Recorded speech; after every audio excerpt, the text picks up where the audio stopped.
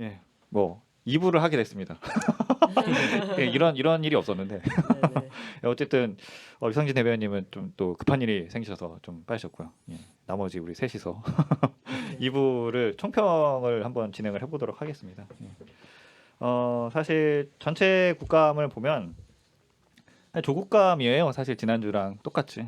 그래서 뭐 비슷하고 조국 장관 관련된 질의가 아니면 사실 보도도 얼마 안 되는 지금 상황인데 근데 또 그 와중에 또 보도가 되게 많이 됐던 게 몇 가지 건이 있는데 네. 한 가지는 이제 여상규 이렇게 법사위원장님께서 갑자기 욕을 하셔갖고 음, 김정민 의원한테 이 하면 안 될 이 또 욕을 하셔갖고 네. 참 또 그분도 그랬고 또 그 다음 날이었나요? 예, 이종구 산자위원장님이 또 이게 이건 또 왔었던 저기 참고인으로 오셨던 분인가요? 와갖고, 참고인. 예. 중소상공인. 아니 이게 사실 도와주러 오신 거 아닙니까? 근데 그 사람 발언하고 갔는데 무슨 그 사람 보고 뭐 이상한 소리 한다고 그런 얘기 험한 말을 해갖고 검찰 개혁 예, 얘기했죠. 참. 음, 그리고 또 이 두 분은 자유한국당이지만 또 민주당에서도 한 분이 또 기재위원장 이춘석 기재위원장님께서 또 국감 중에 류현진을 검색을 하셔갖고 야구 검색을 해서 또 뉴스에 올랐었는데 굉장히 궁금했나 보네. 다저스의 승리. 이런 일들이 있었습니다. 뭐 또 좀 인상 깊게 보신 것들 있나요? 대부분 그거죠 뭐. 네. 예. 먼저 하시죠. 예, 아니 그러니까 그 여상규 그 사람은 진짜 질이 나쁜 건데 한마디로 자기들이 패스트트랙 수사를 받고 있으니까 예. 그런 거는 조사하는 게 아니다.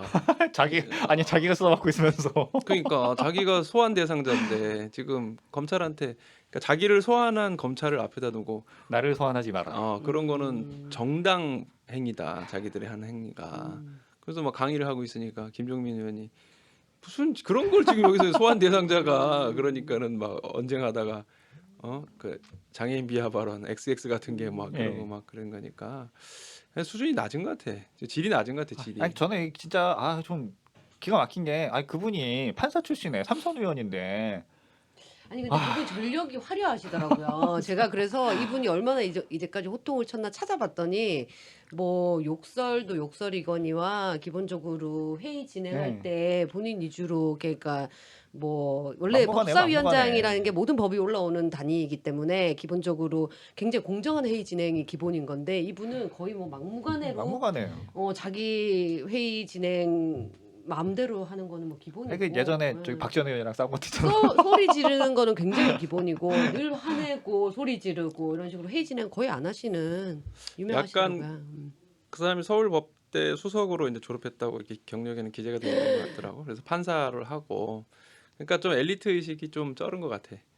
그리고 옛날에 그 간첩 사건, 그 조작 사건 얼마 전에 재심 무죄 나온 그 사건에 대해서 그때 무슨 방송 그게 영화였죠, 영화에서 이게 무죄가 결과적으로 재심이 돼서 무죄가 나왔는데 이 사건을 여상규 당시 판사께서 저 간첩형을 해가지고 그 사람이 되게 오래 살다 나왔거든요. 네. 어떻게 생각하냐 그러니까 아니 뭐 재심에 사유가 생기면 재심을 하는 거고 그게 나하고 무슨 상관이냐. 그래서 마지막에 한 게 뭐라 그랬죠? 재수 없는 게도 아니고 별 헛소리를 다 하고 있는 뭐 이런 비슷한 취지의 얘기를 했어요. 전화에고. 그러니까 이거 미안한 게 없는 거예요. 그러니까 자기 때문에 자기가 어쨌든 연관된 뭐 그 당시 군부니까 뭐 자료의 제한이나 증거의 제한이나 이런 거 뭐 조작됐다고 하여튼 어쨌든 자기가 그것을 판결을 내린 거에 대한 미안한 감정이 없는 사람이지. 네. 항상 갑의 일치에만 살았던 사람이니까. 참, 그러니까 그런 사람들이 큰 문제예요. 저런 사람들이 국회의원 하면 안 돼요, 진짜. 참 그런 사람이 법제사법위원회에 그 법사위 저거라는 게 위원장이라는 게 저는 참 놀라운 것 같아요. 자한당에서 제일 어쨌든 존경받고 이런 사람이 하는 거잖아요. 그건 모르겠고 그렇죠. 보통 어쨌든 이렇게 다선 의원에다가 존경받는 사람이 법사위원장을 하는 거라고 저는 이제 알고 있는데 자 그렇게 내세운 사람이 저런 사람이 이 양반이 저번에 패스트트랙 때 누구요? 저기 최이배 의원 감금 사태 있었을 때도 이 나이도 드신 양반이 쇼파 끌어다가 못 맞고 아니 그 동영상 보면 아유 진짜 그러니까 유치해. 참 답답합니다 이런 사람들 보면. 네. 사퇴하셔야 됩니다. 사퇴해야 됩니다. 네. 네. 저는 또 한 가지 재밌게 본 게 있는데 사실 제가 총평을 하자고 했던 게 사실 전 이 얘기를 하려고 사실 총평을 하자고 한 거였는데 이 사실 작년에는 이벤트성의 어떤 이 퍼포먼스들이 많이 있었거든요. 그러니까 뭐 한복 입고 나왔던 사람도 있고 태권도 입고 나왔던 사람도 있고 김진태원은 작년에 고양이도 데리고 네. 나오고 막 사막여우. 예, 고양이 뭐, 학대입니다. 예, 다양한 게 막 네. 있었는데 그 이번에는 그래도 그런 게 많이 없었어요. 이번 국감에는. 근데 또 김진태원이 또 이 국감장에 떡볶이 들고 나와갖고 국대 떡볶이. 예, 국대 떡볶이 돌렸는데 네. 사실 이 국대 떡볶이 들고 나와서 뉴스 자체는 포커스는 국대 떡볶이에 맞춰졌어요. 왜냐하면 국대 떡볶이 사장님이 그 되게 좀 험한 말로 정부를 좀 비난을 했잖아요. 문재인은 예, 공산주의자. 그러니까 좀 근거도 없는 거 같고 그래서 이제 그거에 포커스가 맞춰져 갖고 약간 좀 프레이밍, 그러니까 좌파 대 우파 프레이밍으로 보도가 됐는데 사실 이게 왜 들고 나왔느냐를 보면은 그 차액 감행금 공개 정책 때문에 이제 공정거래위원회에서 했었던 이 정책 때문에 들고 나온 거예요. 그래서 그걸 떡볶이를 보여주면서 여기 들어가 있는 재료가 뭐 고추장에 뭐 고춧가루 떡 뭐 이런 거 몇 종류밖에 안 되는데 공정거래위원회에서 이걸 뭐 그렇게 원가 공개를 하라고 그렇게 따지느냐 그 말을 한 거예요. 근데 이게 사실 이 프랜차이즈 업을 해갖고 갑질을 당해본 사람들이 들으면 정말 가슴 칠 얘기거든요. 이게 이 정책이 왜 필요했던 거냐면 이 프랜차이즈 그 갑질을 많이 하는 프랜차이즈들 같은 경우에는 모든 제품을 다 프랜차이즈 본사에서 제공을 하는 걸 사용을 해야 돼요. 그 냅킨 같은 것부터 시작해갖고 그렇죠. 일회용용기 전부 다. 인테리어도 예, 하나도 인테리어도 바꿔줘야 예. 되고. 그래서 제일 심했던 게 인테리어를 업체를 외부에 선정을 못하고 무조건 다 그 본사에서 지정해주는 업체에서 해야 되는데 단가가 너무 비싼 거예요. 왜냐면 거기서 거의 리베이트가 남겨먹는 있으니까. 음. 그리고 그 단순하게 냅킨 이런 것도 그 도장 찍혀 있는 건데 그 보통 냅킨은 도장만 찍혀 있는 건데 가격이 한 2배 된다거나 이런 식으로 해서 이 엄청나게 비싼 가격으로 사야 되는 거예요. 그래서 이거를 원가를 공개해서 좀 공정하게 해달라 이런 요구가 있었던 거거든요. 근데 이거를 이 무슨 떡볶이에 뭐 재료가 몇 개 들어갔는지 봐라 이런 식으로 얘기를 하면 진짜 이 갑질 피해 당해본 사람 정말 땅칠 일이거든요. 네. 그렇네요.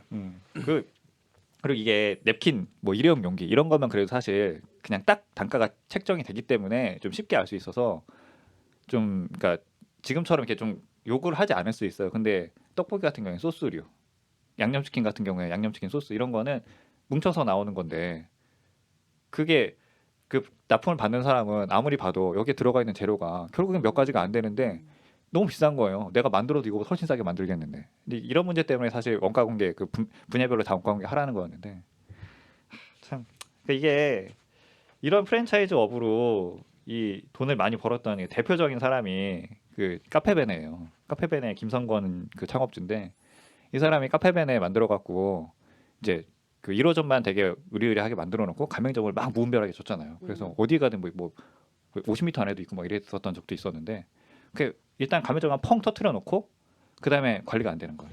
아니 그래서 결과적으로 이거 다 망하지 않았어요 카페베네? 그렇죠. 그 카페 그래서 그런 이 거 오래 그래서 못 그 사람 이- 자살하지 봤는데. 않았어요? 네. 그러니까 이 그분은 아니고 그러니까 그 이제 우리나라 이제 커피 프랜차이즈를 했었던 사람이 이제 딴 사람이? 두 분인데 그분은 아니고 근데 그 이게 문제가 되는 게 뭐냐면 이 사업 방식이 어떻게 되는 거냐면 프랜차이즈를 펑 하고 터뜨려 갖고 100호점 정도까지 만들어요. 세 자릿수가 되게 그렇게 만든 다음에 창업주가 손을 떼는 거예요. 자기는 돈 벌고 빠지는 거야. 그러면은 이제 그러면 그 사람 뭘로 돈 번 거냐 하면 시설 투자해 그걸로 돈을 다 번 거예요. 네이처 리퍼블릭도 약간 그런 거고 뭐 이런 거 그게 아닌가요? 요즘에 그 프랜차이즈 가맹이 다 이렇게 돼요. 그렇게 해놓고 싹 빼먹고 우리는 카페벤에 사고 접은 거예요. 그 사람은. 그래놓고 그 카페벤의 본사 건물에 토니버거라는 햄버거 집을 만들어요. 그걸 또 똑같은 방식으로 프랜차이즈 퍼뜨리는 거예요. 그 100호점이 딱 넣으면 또 딱 빠지고. 그러면서 남은 그 가맹점주들은 억대 돈 들여갖고 해놨는데 본사에서 물건 다 끊기고 이런 지금 이런 거를 막아야 되기 때문에 한국의 자영업이 워낙 예. 많은 걸 이용한 참 슬픈 현실. 이런 걸 막아야 되기 때문에 사실 이런 그 정책이 필요했던 건데 이걸 갖고 국대 떡볶이 들고 나와갖고 이런 좌파우파 프레이밍으로 하고 있으니 네. 김진태는 참. 네. 또 뭐 실장님도 하실 말씀이 있지 않았습니까? 아니고 그건 아니고 저기 국감은 아닌데 그 이제 어제 그 국회의장이 아주 중요한 얘기를 했죠. 그 결론적으로는 10월 말에 사법개혁안을 국회 본회의에서 처리할 수가 있다 이런 겁니다. 그러니까 지금은 법사위원회에 사법개혁안 그다음에 정치개혁안 둘 다 묶여 있는데 만약에 안 되면은 10월 말에 처리할 수도 있다 이렇게 한 거는 이제 한국당한테 결단을 요구하는 거죠. 빨리 그 협의해라. 그리고 근데 10월 말에 본회의로 이렇게 부의되는 거, 올라가는 거기 때문에 바로 상정을 해서 상정은 이제 본회의장 표결하는 데 올리는 거니까 그걸 상정이라고 그러거든요. 근데 그거는 바로 하지 않더라도 어쨌든 의장이 결단하면은 이걸 상정할 수조차 있으니 결단해라 빨리 네. 협의해라라는 거고 근데 이제 우리는 정치개혁 안 하고 사법개혁안을 같이 처리하기로 했으니까 배터리가 다 됐나 보네요. 네, 정치개혁 사법개혁안을 같이 처리하기로 했으니까 한국당이 만약에 협의하지 않으면은 결과적으로는 이제 12월 달에 두 개가 같이 처리될 수 있다는 경고의 메시지를 전했는데 여튼 빨리 처리하기 바랍니다. 한국당. 아니 그러기도 하고 실제로 이제 오늘 그런 그 며칠 전부터 그런 얘기들이 나오기는 했는데 28일 이후에 뭐 문희상 의장이 그 외부 법무법인에 이제 자문을 얻어가지고 상정이 가능하냐라고 그러니까 가능하다 이 10월 달 말에 이런 얘기를 들었다고 하잖아요. 근데 그렇게 하고 나서는 오늘 이인영 대표가 이제 28일 이후에 상정 가능성이 있다라고 얘기를 했잖아요. 근데 문제는 패스트 트랙안은 지금 이제 두 개가 묶여 있긴 한데 단독 상정도 할 수 있고 두 개를 같이 상정할 수도 있는 건데 문제는 이게 사당 합의로 이루어진 거잖아요. 그렇죠. 정치개혁 먼저 사법개혁 뒤에. 네. 그러니까 이게 일각에서 뭐 정의당 입장이 뭐냐 이렇게 묻기도 하고 이제 일각에서는 정의당도 이거에 동의하고 있다 이렇게 얘기하는데 정확한 이제 정의당의 공식적인 얘기는 사당 합의로 이루어진 거기 때문에 사당의 협의가 필요하다는 겁니다. 이게 뭐 사법개혁 먼저 할 거냐 그거. 예, 사법개혁을 먼저 하냐 혹은 뭐 어떻게 하냐 구체적인 절차와 이 과정에 대해서는 사당 협의가 이루어져야 된다.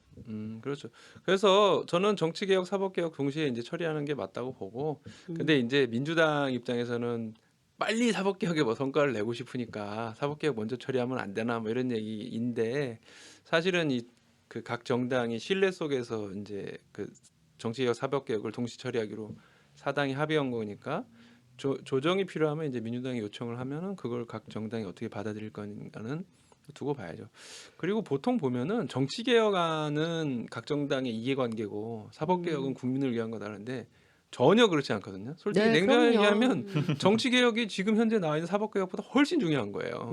이거는 플랫폼을 바꾸는 거거든요. 정치개혁은 권력을 구성하는 플랫폼을 바꾸는 거고 사법개혁은 검찰하고 경찰의 수사권을 어떻게 나누는 건지 일반 국민의 입장에서 보면은 경찰에서 조사받느냐 검찰에서 조사받느냐 그 과정에서 누가 이렇게 기싸움을 하고 어떤 것이 좀 더 이렇게 양자의 권력을 조정할 것인가 이런 문제.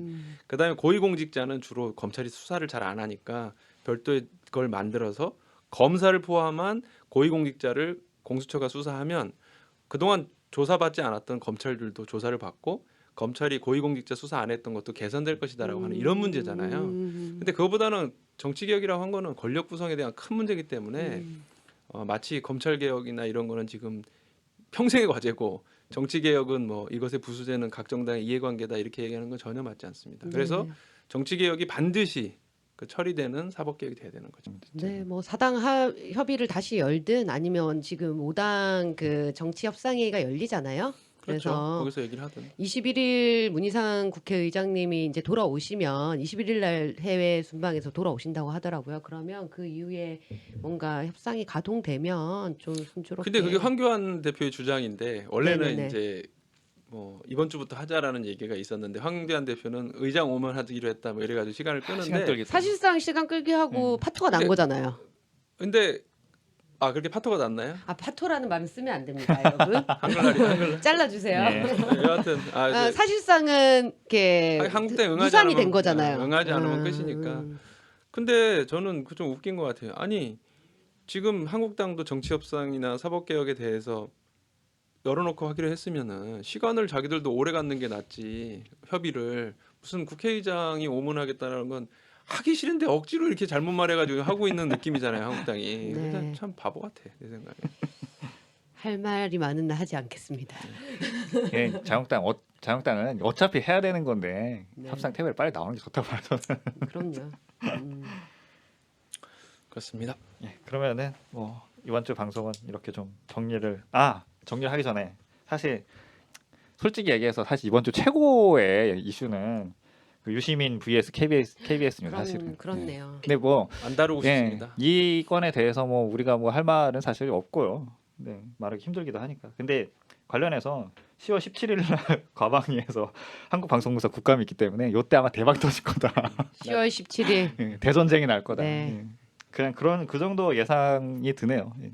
뭐 저희 입장에서는 이 정도만 얘기할 수 있을 것 같습니다. 네. 예. 그러면은 이렇게 이번 주 방송은 정리를 해보도록 하고 또 뭐 다음 주에 더 좋은 내용으로 정리를 해서 다시 만나 뵙도록 하겠습니다. 예. 네. 감사합니다. 수고하셨습니다. 수고하셨습니다. 17일 네, 진짜.